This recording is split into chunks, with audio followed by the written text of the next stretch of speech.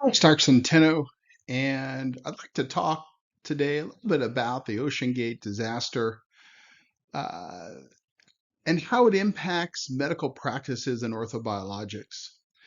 Now, first, obviously, my heart goes out to those families. I was probably like you, rooting that those guys would be found. But obviously, the reality is the sub imploded. Um, and I see similarities between physicians who are starting to open their own orthobiologics labs and the Titan sub. So let me get into that. So we're seeing more and more providers who've graduated to busy interventional orthobiologics practices. And first, congratulations, you're probably helping lots of people. However, it also comes with a big responsibility of having oversight uh, over that lab, very similar to how the sub association tried to get some oversight over the Titan sub.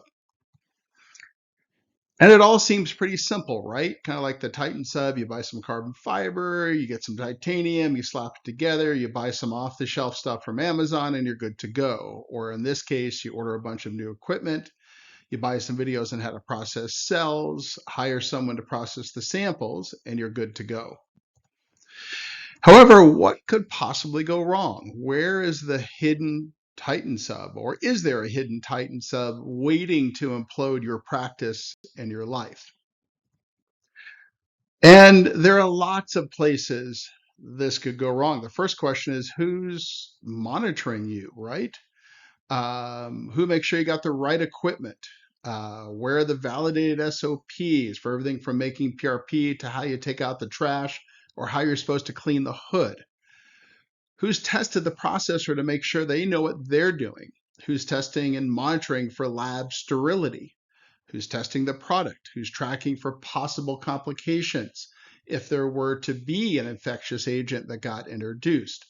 And the answer for many labs is we don't know, just like the owner of Ocean Gate's answer was very slick, but when you really probed it, the depth didn't go that far.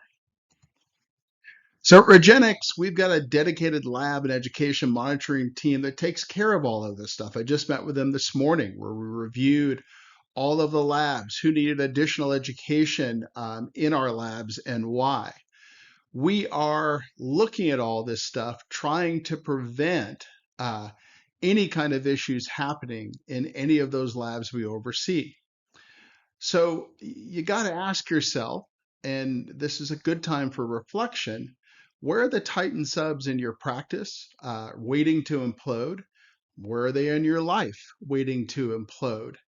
And for practices that are starting orthobiologics labs without someone to provide oversight and who can provide all of that information, it's just a Titan sub implosion waiting to happen, one that could impact obviously you financially, the medical board, the Department of Public Health, your reputation, etc.